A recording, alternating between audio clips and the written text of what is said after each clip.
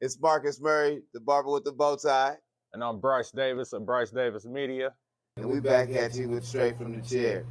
Let's define it, man, because I always want to know, I always want to be sure that the people we watch, who's watching this, understand everything. Because this is for the average guy in the barbershop, y'all, and for the little brothers who trying to get some understanding on how men move, you know what I mean? So this might not even be for you that's watching, but for the people we aiming this for, we want them to understand what we're saying. You know what I mean? So promiscuity, for the most part, a woman that likes to have sex. Is that a bad thing? Yes or no? Is it a bad thing? Ain't nothing wrong with liking to have sex. Okay. Let me not sugarcoat it because I'm trying to be politically correct. Let me not sugarcoat it. So promiscuity, by definition, is a woman who has many transient sexual relationships. Okay. So that can transfer into any wild imagination any average man would have on a sexually active woman. You know what I mean? Yeah. Ultimately, is that a good or bad thing? A promiscuous woman in your eye? I wouldn't say it's a good thing. If it's not good, it's bad. So, I mean, ultimately, what's the woman's goal? You know, it's like if you want to have a family, you want to keep a man long term, then yeah, promiscuity, having a past might catch up to bite you, especially if you find out. And I believe there's different ways that you can observe it, notice it's there, know it's there, because that's the biggest thing is, you know, they're not going to be direct about it. They ain't going to tell you that they caught 20 bodies last year. Are you sure? Are you projecting? Are you generalizing? Because I'm playing devil's advocate, and I'm going to go somewhere with it. You know what I mean? But finish. You know what I mean? So are you just generalizing? Are you projecting? Are you being prejudiced towards a woman who like to fuck? No, I wouldn't say I'm discriminating, or I wouldn't say that, but yeah, I'm generalizing.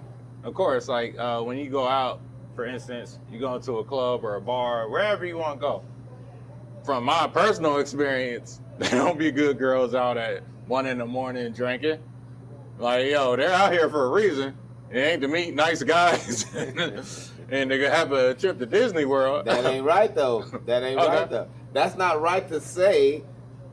Typically, that's what a woman... So that's like saying, because she walking around here with a split in her skirt and she looking good with the high heel boots, a short cut skirt, the split, you can see a little ass, you can see a little thigh. Yeah. Boobs out. Is she coming to want to fuck somebody because she got her ass and titties out? She looking for attention. You think so? I know so. Okay. Yeah, I don't believe nothing's random. Right. Respect. I don't think anything you put on is just a random act of how I'm feeling today. So when you dress to look for attention?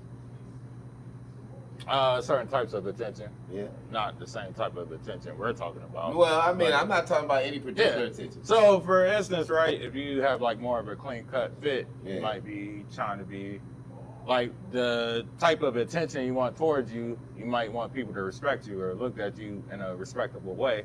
Versus, you know, if I were to come up in here wearing, you know, shoes. I mean, I don't want to, you know. No, respect. But, so I'm glad you went there, because my whole point of taking you there is because I think women mostly dress for each other more so than us. We benefit from it. You know what I mean? So when she's doing her most sexiest, and in our mind it might be quote unquote sluttiest, she trying to outshine the next chick that might be out there looking good. I think that's just what women do. So back to promiscuity, I'm gonna say I love it and I hate it. It's same here. You know what I mean? But two things can be true too. You know, I still believe, like for instance, all these women be having boyfriends that dress like that.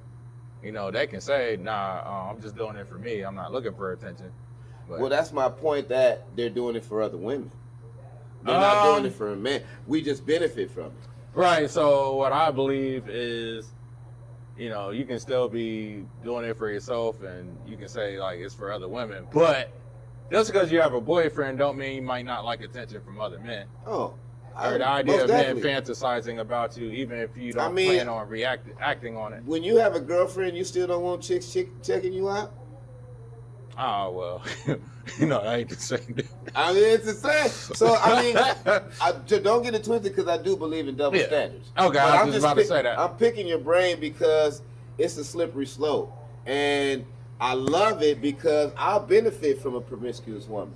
You know what I mean? I'll benefit from a promiscuous woman. It might not even be from sex, but 9 times out of 10, that's what we're talking about. So for that, I love a promiscuous woman. But because I'm a father of 2 young women, the idea of my daughter giving herself up to any old Tom, Dick, and Harry is not appealing to me.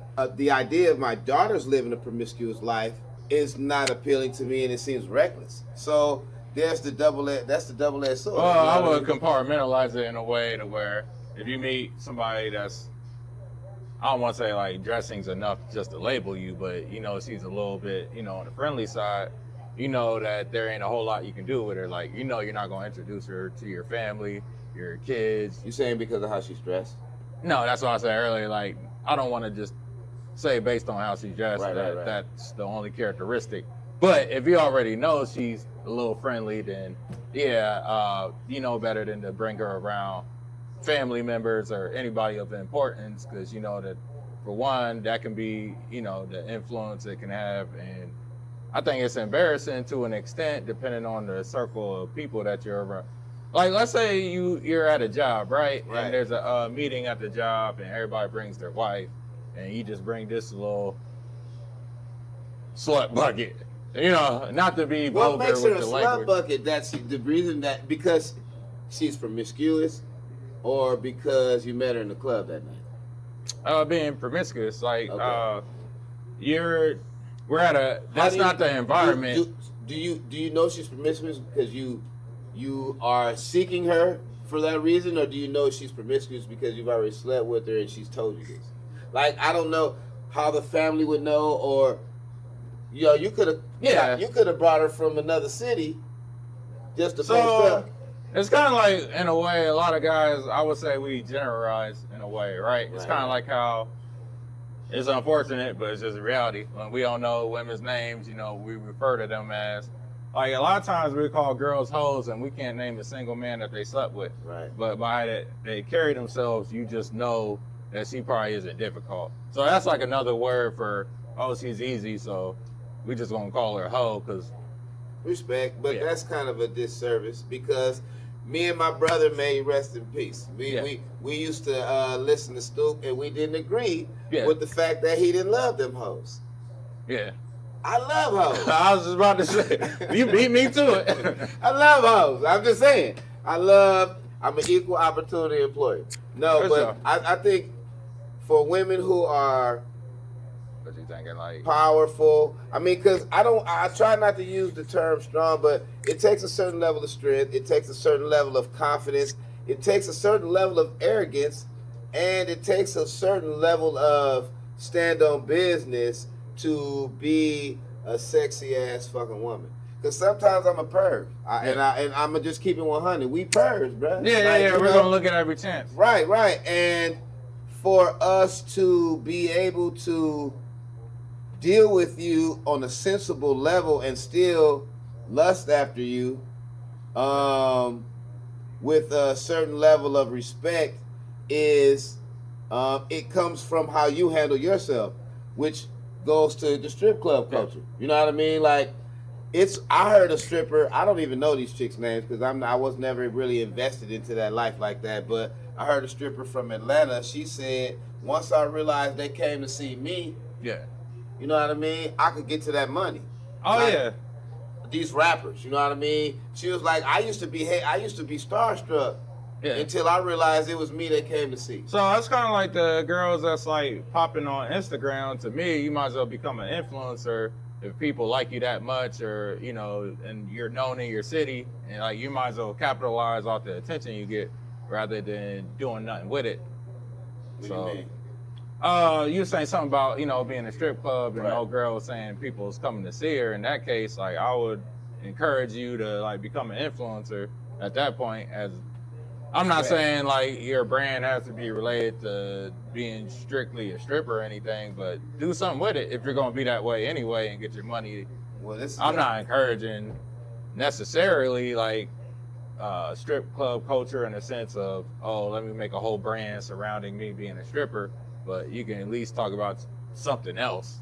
Right. And people buy into it outside your body, because that's where there's a disconnect sometimes, you know. Another thing I wanted to talk about is friendship, you know, qualities and characteristics of a good friend, because it's a word that we tend to throw around a lot, and I truly believe from the bottom of my heart that that word has different meanings for different people. Right. It's kind of like love and marriage. It's not, we don't all envision it the same way that we use it. Right. I don't really know what kids today. I mean, the last song I heard about friends, Greg, was like, no new friends. No new friends. Oh, man. You know, no new friends. Yeah. So, I mean, I don't know. Me, I like to believe I met, like, the brothers I grew up with, we raised each other. So I feel like, of course, that was the foundation of understanding what friendship was. Like, we raised each other. Yeah. Meaning, you know, we beat each other up when niggas was wrong. You know what I mean? Oh, yeah. We definitely fought as kids, I mean? Especially teenagers. We hugged and we congratulated each other when we was, you know, doing right. You know what I mean? So I think friendship is something, I think my grandmother used to say, I think we all heard this phrase, pick your friends like you pick your fruit. You know what I mean? Okay, I ain't never heard that one. Oh, you haven't? Oh, yeah, pick your friends. So if you know how you choose your fruit and your vegetables, you carefully consider the bruises, the ripeness. Oh, yeah. You know what I mean? Because I'm particular about my fruits, too. Right. So you're not gonna pick any fruit to ingest. So you're not gonna pick any friends to because friends eventually become your family, bro. Yeah. You know what I mean? I believe that. I think a lot of us have associates, but that word sounds like something you would call a coworker that you're cool with. And so we don't tend to use it as much, but a lot of times we have a lot of associates. I think it's different for women and men. You know what I mean? Like we bond, I think our bonds are more substantial than women's. I think women friendships are mostly trauma bondings. You know what I mean? They always relate to the bullshit. You know what I mean? And on top of that, the way that they friend people be different. Like, we've all noticed, like, a girl can go into the bathroom and make a friend in there. Versus us, we have, like, more of a, what's the word, where we have to thoroughly... A selection process. Yeah, that's what I was calling it. Yeah, process. Vetting, like, in a way, like, there's characteristics that we gotta know about you if we want to associate with you, rather than what we have in common. Because a lot of people have a lot of stuff in common, but, you know, ultimately, like, your core values and things, to me, that allow the friendship to see how close you're going to get with somebody, because, you know, right. Back in the day, we used to call you was either the homie, you know what I mean, or you was an associate, you know, or you was an affiliate, you know. You had the homies you played basketball with, you had the homies you went to school with, you had the homies you kicked it in the neighborhood with. There was a different tier of homies until all them homies became the same clique, you know, for us anyway. I think it was easy because we all met each other where we were. Like, and we all needed whatever we supplied each other, we needed that from each other.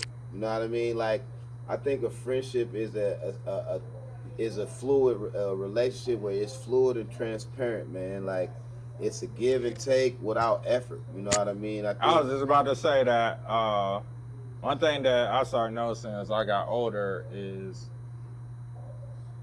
I know, like, people use the word self-preservation or, oh, he's an opportunist. But to me, within my friend circle, we all bring value to the table. Right. Like, for the most part, I don't really have somebody that's just completely useless in my life. Like, does absolutely nothing, because there's plenty of those everywhere. You can go outside and find somebody like that. But as far as, like, being cool and being part of the clique and all that, like, yeah, you got to be doing something with yourself, because, you know, I'm at a space in my life where I'm not befriending nobody that's not trying to do better for themselves or better their situation. I mean, you don't necessarily got to be like an entrepreneur or nothing like that, but you got to be trying to better yourself, self-improve in some kind of way, or else, you know, what we going to be talking about when we get on the phone.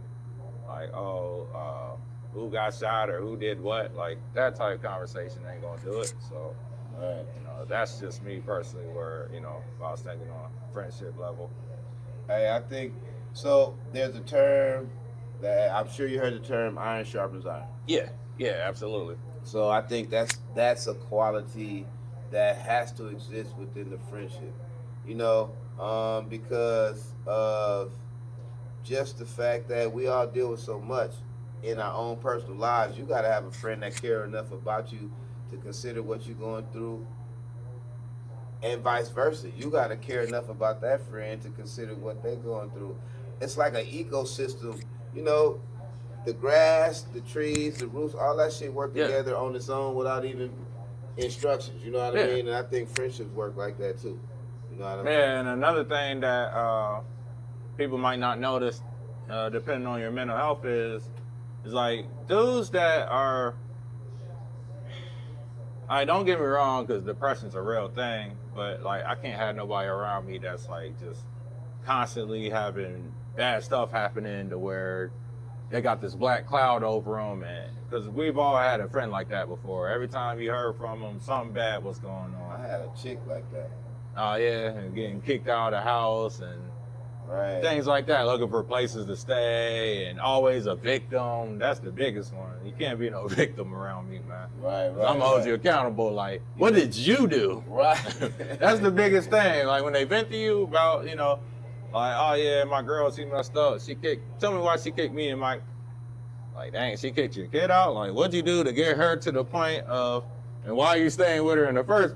But, you know, that's a whole different conversation that we ain't gonna talk about. But, right. You know, people don't realize that people look at you sideways when you come with that victim mentality, you know.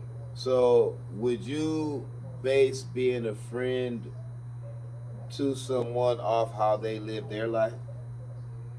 You said based on how they live their life? Right, like, it's kind of like deciding to date a chick, deciding whether not to date a chick because of who she dated before you. You know what I mean? Like, would you not befriend a dude because he got so much shit going on in his life? Oh, absolutely. I don't care. Right. Like, I let that be known, like, up front. Like, that's just how I am about it. Like, and, you know, as far as women, though, I think it's okay and healthy to judge somebody based off their past to an extent, because we all grow at the same time. There's some things you just can't ignore about somebody's past, yo. Like, recurring events. If you got a typecast where every time you're in a relationship, a car getting blown up, or the police getting called, or every time you move into somebody's house, it's always a fire getting caught in the kitchen. Yeah. You know what I mean? Yeah. Or all the exes are all narcissists. Because you know that's their favorite trigger word. Right. All of them. Yeah. But I think narcissist is a word that describes men who act like women. Because narcissism, I never heard that one. I think personally, I think narcissists are only used to describe men for one. Right. I've never in my life heard a man say that about a woman. Ever. Right. Because narcissist attitude is a feminine attitude. Yeah. If you describe what narcissism is, someone who's self-centered. Yep. You know what I mean? Someone who's manipulative. Yep. You know what I mean? It's someone who is always trying to take advantage of the person they're dealing with. Those are feminine traits. Right. No disrespect. You know what I mean? No disrespect to women, but it's in a woman's nature to be deceptive. Yeah. You know what I mean? Because she's playing with her emotions and she wants to win. So she's going to manipulate the situation. And they're under physical strength, and you know they find other ways to manipulate. It's all mental because they can't can't. I know what you mean. You know what I mean? Physicality. Right. So they got to find other ways to, you know. So it's my belief that the term narcissists are describing men who are heavily into themselves. You know what I mean? Like they express feminine traits, not gay men, just men who are very manipulative in a feminine manner. Yeah. All through the Bible, you hear about different women manipulating the situation for their one son to get it over the other son. You know what I mean? That's why I said earlier about, you know, being upfront with your intentions. And You know, it even boils back to dudes that cheat on their woman, and when they get caught, they be like, "Nah, baby, I wasn't." And it's like, me, I encourage dudes just to be honest, because you know they want to stick. That's their decision to make. Right, right. So, Yeah, yeah. In that sense, I think it's the only way to be. You know, because for one, I believe that it's enough women out here for one man. There are women out here who don't mind sharing you, brother. You don't have to lie. right. You don't have to lie. And then for the women, that goes back to the promiscuity. Most women nowadays are promiscuous, unfortunately, for men. I don't know how many black men can look forward to marrying a virgin in today's time. Black men. Now, I don't think they exist. men in other cultures, you know what I mean? They got a chance. But nowadays, our culture is ruled by sexy red. Yeah, that's in a whole nother continent. I love you, Glo. I love you, Glo. Nah, I'm just kidding. But our women want to be men, so they trying to pull their dicks out. You know what I mean? And they'll definitely test you. Right. And there's different ways they'll test you. They'll ask you, you'll go on a date, and she'll do little things just to test to see if, you know, what type of person you are. And if you react the wrong way, then she's gonna know mentally, like, oh yeah, I can run over him. So are you putting on a facade? Are you playing the game the way you to win, or are you being a bigger person? In my way, I think in my head, my fault. I think all women do it. I think it's involves What is their hypergamous nature. The test men Oh, for definitely. their competency. Because biologically they're wired to, you know, have kids, so we gotta see how competent the man is. If this is the best fit for me. Right. And I don't think they consciously do it. I think it's subconscious. Right. I could believe that it's programmed. Yeah. More of a primitive place, you know. Right. And we got our ways of testing women too to see. I don't think it's that serious with us though. We just want to know you ain't fucking nobody and you gonna raise our kids. You know what I mean? On the primitive level, we just want to know you're not. Okay, I was gonna say yeah. You know what I mean? Primitive, yeah. We just want to know you're not promiscuous and you're gonna raise our kids. And if you are, and we find out during the date, you know, depending on your personality, you might keep it going, and you might, you know, try to have a little fun. That depends on you. But now, look, you about to say something? No, Okay. Yeah, I was, but I was gonna let you finish because I don't. So spirituality and religious beliefs teach us that, you know, a virtuous woman is not giving herself to every man. Cause I don't want to shit on nobody, man. You know what I mean? Because it's not a good thing to be fucking everybody, ladies. No matter how independent and confident you was, cause don't no man really want that shit. Don't no man want a body count. But I don't want to piss on the women who are confident in their sexuality and and don't mind sharing their body. Like, I don't want to shit on that either because, like I said, I benefit from that shit. But I'm not gonna marry your ass either. Yeah. You know what I mean? So there's a accountability that comes with the lane you drive in. You know what I mean? I even want to say, even from a scientific standpoint, why it's a bad thing. I could be wrong. You know, I don't got my phone to fact check. Right. But isn't oxytocin like a hormone that's released during sex, mainly by women? I mean, men release little bits, but it's like a bonding chemical. Right. And once you release too much of it, your ability to pair bond with others no longer exists. So, you know, that's a reason from a scientific standpoint why it's not the best idea if you're looking to procreate and have a family to sleep with a bunch of men. Because in the long term, you might lose your ability to pair bond. And I've always had this theory, right, where why women that are highly promiscuous, why they make the worst mothers. And I think it has something to do with pair bonding. I do think that their ability to pair bond with the child may be not as strong because of how many dudes they slept with. Now, I know that's a reach, but that's just my personal theory. My man's a scientist. Yeah, it's just my personal theory of why the two seems to be a thing. But that makes sense, though. I mean, an overstimulation of anything can cause a lack of production. You know, it's kind of like dopamine. You know, like if you start doing too many activities that release dopamine, it gets harder and harder for, you know, your body to release that chemical. So I just apply the same thing to sex pretty much. And then if you had you had the fact that that women are pretty much emotional creatures, and that they, you know, they'll allow their emotions to connect to every man that they lay with. I don't know. Yeah. You know, cause I love them, and I connect to them myself. But it's easier for me to compartmentalize a situation from love and like, as opposed to dealing with connecting and not being able to disconnect. Yeah, you had me reading some stuff, man. Okay. Yeah, you were correct, and all those factors, and it is a higher risk for them to make pair bonds because of. Yeah, because when men have sex, we don't release it to the same capacity that they do. Don't get me wrong, we do, but it's not nearly the same capacity.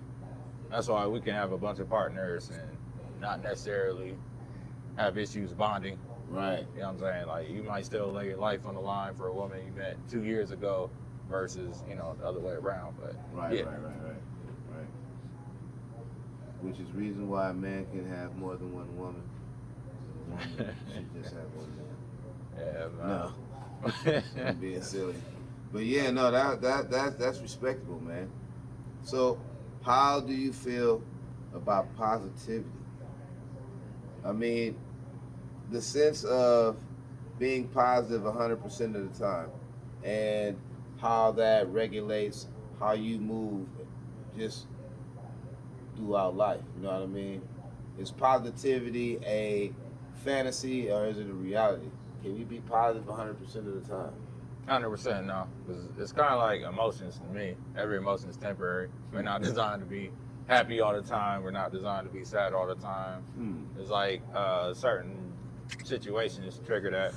And as far as people, you can kind of tell how positive and negative people are based off how they speak and, you know, talk. You know, it's like the famous saying, the cup's half full, half empty. You know, it's kind of falls on the optimism side, or if you're a pessimist and that's just being negative all the time. Okay, it's so, you know, I always look up definitions. Of course, we assume positivity can be an emotion. Yeah. You know, but I think it's more of an act or a practice. Yeah, I mean, I You know what I associate mean? it with happiness. Well, that's an emotion. Right. Even though they don't mean the same thing, but I usually associate the two with each So you relate happiness and positivity. You think you can be positive and I think people that are more positive are more happy than people that are negative. But which rules the other? Do you think happiness runs positivity or the other way around? I think I think positivity runs, because you can be positive and not be happy. That's my question. Yeah, but as far as being happy and not be positive, that don't really sound like it. You know what I'm saying? Like, goes together as much. Right. Well, I think. Well, I would agree. You know, I would agree as far as happiness, but that's circumstantial. You know what I mean? And I know a couple of people who are happy and not always positive. You know what I mean? Like, I think I think to be positive, man, is just to teach to learn coping skills for real, like, because it's a practice. I heard Les Brown say he had to read 15 pages of a positive book every day. You know what I mean? That's 15 pages of positivity a day. He said, in order for me to be able to motivate people the way I do, I started off reading 15 pages. He started off reading 15 pages. You definitely got to be around positive people. You know what I mean? Yeah. So I don't know that you have to. So earlier, before we started taping it, I was asking you, is positivity real? Like, how did I phrase that? Do you think? Oh, yeah. Do you think being positive is not being real? You know what I mean? Yeah, I think being positive is not being real. No, I don't think, because that's like saying that's unrealistic to be positive, right? Because, you know, we can be positive, like for me, it fluctuates on circumstance. Like I can be negative when I'm driving, and not that I get road rage like that, but I understand when I'm being irrational at times. Right. You know, that falls under being negative. But there's a movie, I've never seen it, but it's called The Pursuit of Happiness. That title always stood out to me because one thing we gotta understand is happiness is just a state. It's temporary, like not in a negative way, like a depressed. It sounds kind of depressing to say that, but I think it's realistic. Like I don't think we're designed to be happy all the time or the significance of being happy. Well, it just depends on where you're coming from, because back in the day, you know, another cultural colloquialism, I guess, Granny used to say, you know, you could probably steal my happiness, but you can never steal my joy. You know what I mean? It comes from the sense of joy is a state of spiritual bliss. You know what I mean? Because you are grateful for everything you've had and everything you have overcome. So there's a joy of the Lord that surpasses any emotion. Yeah. Whether you're sad, whether you're happy, whether you are rich or poor. Like joy is that gratitude that makes the cup half full, so to speak. You know what I mean? Like, so in the same sense, like positivity is one of those things where you have to want to be. Yeah, like, I mean, it's something I strive to be more so is positive. But like, I don't wake up every day thinking, yo, I gotta be happy, or you know. Well, not happy. I don't see. That's why I don't relate positive and happy. Yeah. I do believe I gotta be positive. I wake up every day. Yeah. You know what I mean? Yeah, I listen to what's it called? The things you be listening to, like your affirmations. Oh yeah, the positive affirmations. Yeah. Thinking your subconscious. Right. So it's not. So happiness. I don't know if I'm always happy, but that don't mean I'm sad. You know what I mean? Like for me. Right. No, I'm with you on that. You know what I mean? Like, I think when I see happy, I think of Adam Sandler and Happy Gilmore. Yeah. So you know, I mean, I can't think of it. I don't walk around here floating on cloud nine, my nigga. You know what I mean? I've heard that sadness isn't opposite to happy, but I can't really think right now what is the opposite of it. But you know, just because one is absent don't mean that the other one is dominant. Yeah. Right.